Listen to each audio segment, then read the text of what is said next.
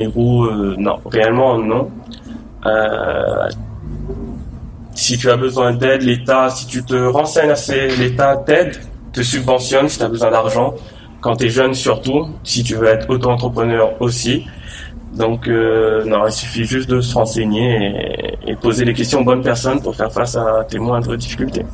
Et aujourd'hui, ben, déjà, tu as eu deux domaines de compétences, deux domaines d'activité. Est-ce que tu as d'autres objectifs, d'autres rêves concernant les projets? Objectifs, oui, on en a toujours. On en a toujours des objectifs. C'est important d'en avoir, je pense, parce que ça te permet d'avancer.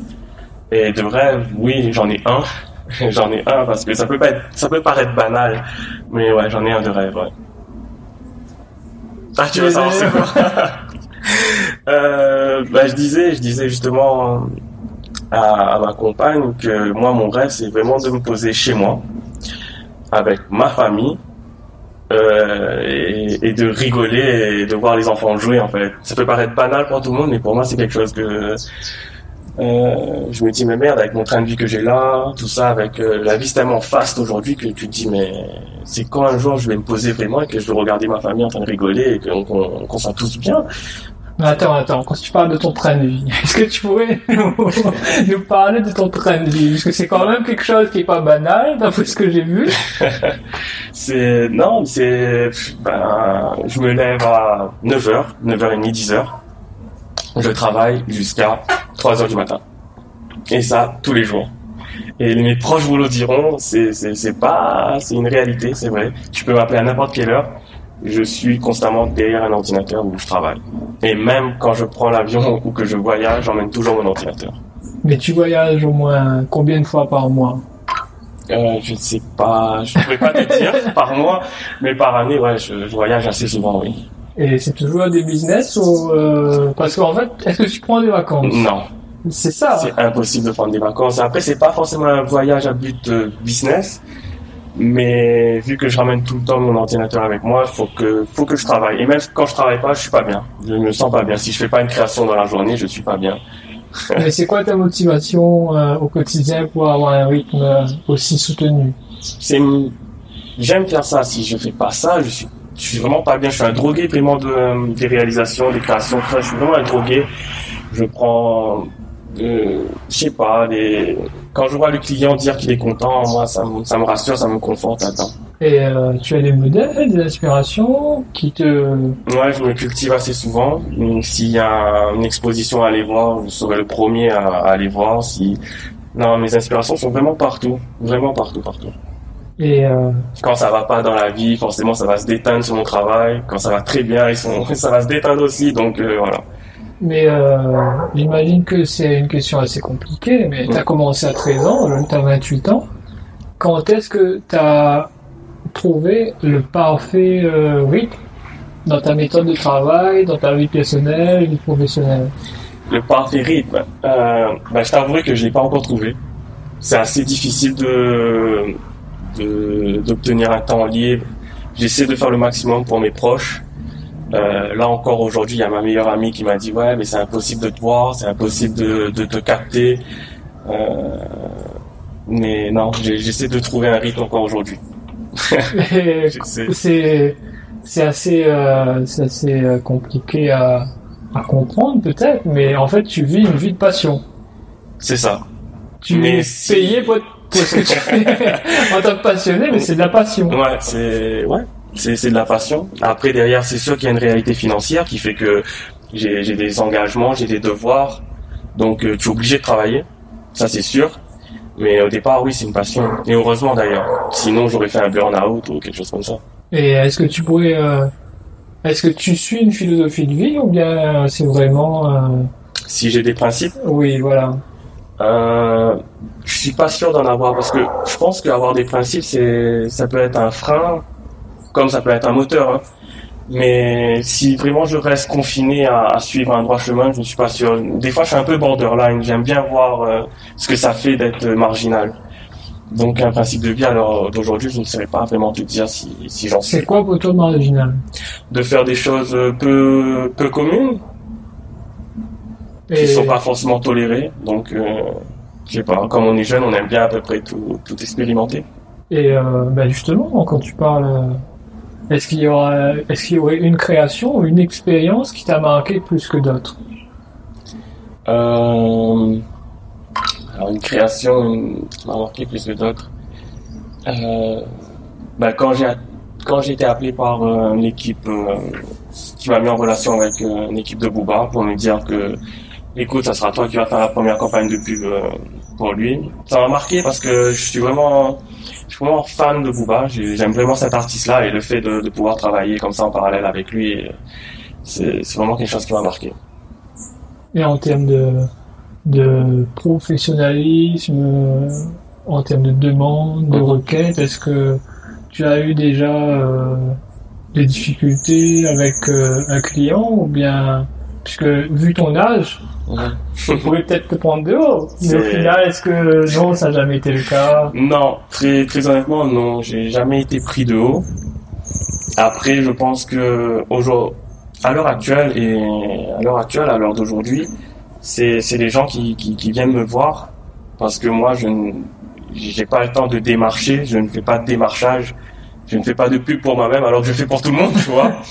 Mais non, c'est plutôt les gens qui viennent me voir et s'ils viennent me voir, ils savent à qui ils vont faire affaire et généralement ils ont entendu des bons échos. Donc du coup, la moitié du travail est fait déjà.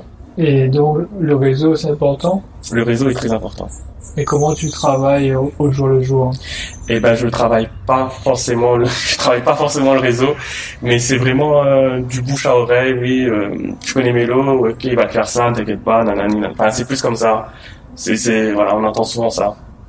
Et aujourd'hui, tu vis une vie assez intense, mais comment tu fais pour pouvoir avoir une vie personnelle, une vie de couple? Donc, comme tu as dit, comment c'est possible? En ce moment, je te cache pas que je suis en train de construire ma vie avec ma compagne. Donc, on fait en sorte de réussir ça ensemble. Et c'est pas trop compliqué, puisque quand même, avoir quelqu'un qui bosse de 9h à 3h du matin, peut-être pas tous les jours, mais souvent. Des fois, je le vois pas. Des fois, je me fais remonter les bretelles. Des fois, et après, je m'en excuse toujours. Mais c'est vrai que des fois, il peut passer une journée où je peux pas texter, je peux pas appeler. Et non, après, voilà, je me fais remonter les bretelles et j'en parle avec elle directement.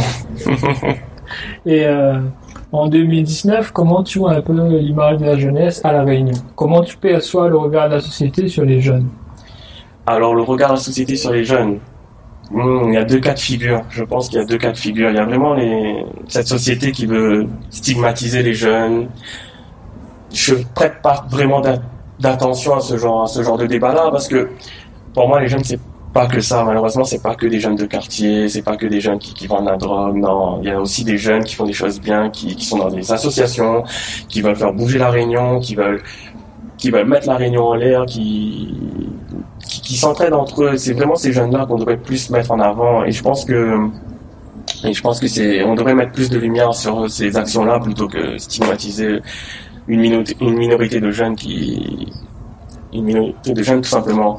Après voilà, c'est ce que tente de faire Antenne Réunion avec Nicolas Guy tous les midis en invitant des personnes pour en parler sur son plateau. Je trouve ça très bien. Je trouve ça très bien d'inviter les gens chez vous comme ça pour faire avancer les choses.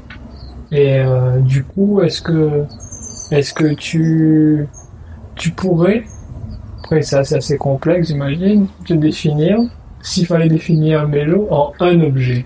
En un objet, je dirais le compas. Le compas? Ouais, le compas. C'est précis. Ça a une ouverture d'esprit, voilà. C'est parfait pour moi. C'est pas bête. Et depuis que tu parles de compas, du coup, ça me fait penser aux compétences. Je sais pas pourquoi, mais depuis que tu t'es lancé à 13 ans, quelles compétences tu as acquises depuis ce lancement et qui te paraissent primordiales pour qu'un jeune ou quelqu'un puisse se lancer? La compétence première, je pense, c'est la confiance en soi. C'est vraiment il faut être sûr de soi, il faut pas se laisser abattre, il faut pas au moins de coups durs, tout ça, non. Il faut vraiment aller de l'avant, essayer de travailler sur soi et réussir tous nos rêves, tous nos projets déjà en T'as tête. déjà eu un coup dur qui t'a mis en difficulté, professionnellement parlant? Professionnellement parlant, un coup vraiment dur, non. Des coups durs, oui. Mais un coup auquel je ne surmonterai pas, non. Des coups durs, alors. Par exemple, Oui, c'est naturel, bien sûr. La vie n'est pas totalement rose non plus. depuis tous que les tu t'es lancé à 13 ans, combien de clients, si tu pouvais compter, t'as déjà eu... C'est pas vraiment. Il y en a trop, Ouais, il y a beaucoup de personnes. Ouais, je suis sollicité pas mal, ouais. Mais depuis l'âge de 13 ans, je ne sais pas te dire, sachant que j'ai commencé vers la majorité vraiment. Donc non, il y a vraiment beaucoup de contacts, donc je sais pas te dire vraiment combien. Et donc, en fait, ce qui fait ton succès, ce qui fait ton réseau, c'est ton travail. Ouais, uniquement ça. Ouais. C'est assez... Et du coup, à part les vêtements et la communication pour les artistes, La communication pour tout, pas Pour que tout. pour les pas que pour les artistes. Je peux travailler sur une boîte de chocolat, comme tout, comme une publicité pour une voiture, comme non. Je travaille vraiment Et, avec les gens autour de tout. le domaine que tu préfères, par exemple, s'il fallait en choisir un. Le domaine que je Entre préfère. une boîte de chocolat, les artistes... C'est sûr que voilà, faire une boîte de chocolat, c'est moins passionnant, mais non, j'aime vraiment tout. Vraiment, il n'y a pas vraiment de domaine que je préfère. Non, j'aime vraiment tout. Je travaille avec des restaurants, comme je peux travailler avec. Non, je travaille vraiment avec tout le monde. Ah, t'es vraiment Ouais. multi-compétences, en fait. Ouais. Et Je du n'ai pas de coup, secteur vraiment que je préfère, non. Après, c'est sûr qu'il y a des projets qui me plaisent plus que d'autres. Où vraiment il y a une difficulté, enfin il y a vraiment un challenge derrière. C'est ça que j'aime le plus, c'est vraiment avoir un challenge. Et est-ce que pour toi, aujourd'hui, tu as réussi? Pas encore. Et c'est quoi pour toi la définition de la réussite? Si on a une. C'est les gens pensent souvent que la réussite ça se résume à amour, gloire et beauté, mais moi franchement la réussite pour moi c'est vraiment quand tu te poses avec les personnes que tu aimes vraiment et que vraiment où tu peux dire ah y a plus de soucis là, y a plus rien. Donc on peut continuer là-dedans. Donc non. Pour moi c'est ça la réussite. C'est vraiment être posé et rigoler. Et t'as le temps... parce que t'as pas eu d'expérience dans les boîtes de nuit, dans la production musicale Non, du tout. Je fais pas de production musicale, non. Ok, parce que tu es quand même assez proche de certains artistes. Oui. C'est... Oui. Ben, écoute, quand tu es dans le milieu, forcément, tu es un peu proche de tout le monde. Du coup, voilà, il y a des affinités qui se créent avec un certain nombre d'artistes. Les artistes ont besoin de mes compétences, comme moi, je peux avoir besoin de ces compétences. J'ai vu que tu étais dans la production de l'illustration sur Neymar, par exemple. Ah, oui. Oui. De Timat, oui, Neymar. Mais c'est quand même quelque chose. Oui, c'est au fil des affinités. Timat, il avait écrit ce son-là et puis il avait mis une rime pour moi. Et j'étais content. Oui, c'est ça justement. Ouais, j'étais content. Là, c'est parce que voilà, à chaque fois qu'il m'appelle, c'est vrai qu'en 2-2, c'est vraiment réglé jusqu'à maintenant, jusqu'à l'heure d'aujourd'hui. Ce matin, il m'a texté et on a parlé encore de projets à venir. Et dans 5 ans, est-ce que tu saurais me dire où est-ce que tu te vois? Dans 5 ans. Tu as déjà réfléchi à ça? Oui, bien sûr, parce qu'on réfléchit toujours à l'avenir. Dans 5 ans. Ah, la retraite, ça serait bien, hein. La retraite, ça serait bien, mais non, je pense que dans 5 ans, j'espère me développer un peu plus encore. Et tu penses vraiment à la retraite à 33 ans? C'est le rêve de tous. À 33 ans, la retraite? C'est le rêve de tout le monde, je pense. Mais non, je pense que je vais me développer un peu plus. Et Enfin, j'espère en tout cas. Et du coup, est-ce que tu aurais un conseil à donner à un jeune qui voudrait se lancer dans le même domaine que toi aujourd'hui? Oui, écoute, si tu m'écoutes, petit coco, lance-toi et si tu as du talent, les gens le reconnaîtront. Si tu as vraiment du talent, lance-toi parce que voilà, à La Réunion, on a besoin de personnes talentueuses et puis voilà. Et puis voilà, après, si tu aimes le challenge, tout ça, ça peut être intéressant pour lui. Donc oui. Et tu as d'autres domaines qui te tiennent à cœur, mis à part lesquels tu es déjà actif, comme la mode, les vêtements,